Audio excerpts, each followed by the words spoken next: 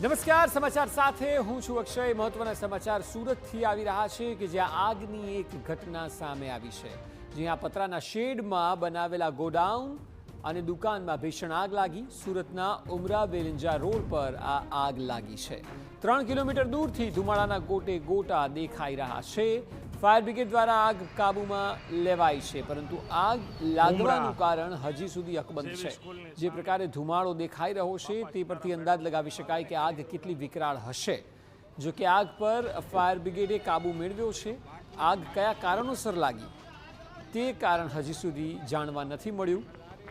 પતરાનો shade હતો, ત્યાં godown બનાવેલું હતું અને ગોડાઉન તથા દુકાનમાં ભીષણ આગ લાગી। વધુ માહિતી આપી રહ્યા છે સંવાદદાતા બળદેવ સુથાર। બળદેવ, જણાવો બનાવની સંપૂર્ણ વિગત।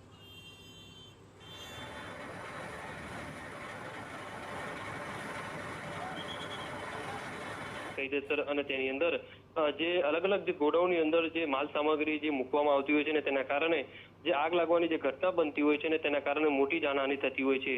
ત્યારે આવી જ ઘટના સુરતના ઉમરા વેલંજા રોડ ઉપર એક જે ગોડાઉન છે, જે ભંગારનું જે ગોડાઉન છે તેની અંદર અચાનક જ કોઈ કારણસર જે આગ લાગી હતી અને આગ એટલી જે વિકરાળ સ્વરૂપ ધારણ કરી હતી કે આજુબાજુના જે ફાયર સ્ટેશનોની જે ગાડી હતી તે તાત્કાલિક ઘટના સ્થળે દોડી આવી હતી અને 10 થી વધુ ફાયર ફાઇટરોની ટીમ છે તે હાલમાં આગ ઉપર કાબુ મેળવવા માટેનો જે પ્રયાસ છે તે કર્યો છે। અંદાજિત 2 કલાકની મહેનત બાદ જે રીતે આગ ઉપર જે કેટલાક અંશે જે કાબુ મેળવાયો છે અને બીજી બાજુ જે કુલિંગની જે કામગીરી છે તે શરૂ કરવામાં આવી છે। પણ સૌથી મહત્વની વસ્તુ એ છે કે આગ જે એટલી વિકરાળ સ્વરૂપ ધારણ કર્યું હતું કે 2 કિલોમીટર સુધી જે આગના જે ધુમાડા હતા તે દેખાતા હતા। આજુબાજુના લોકોમાં એક ભયનો માહોલ હતો તે જોવા મળી રહ્યો હતો।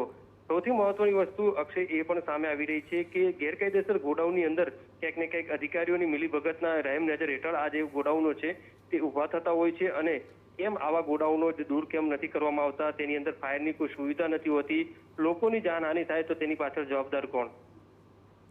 જી બિલકુલ, આ તમામ સવાલ ઊભા થાય છે। આભાર સમગ્ર માહિતી બદલ। તો જે પ્રકારે આગ લાગી ત્યારબાદ સવાલ એ કે શું આ ગોડાઉન અને દુકાન કાયદેસર હતા કે કેમ, તપાસનો વિષય છે।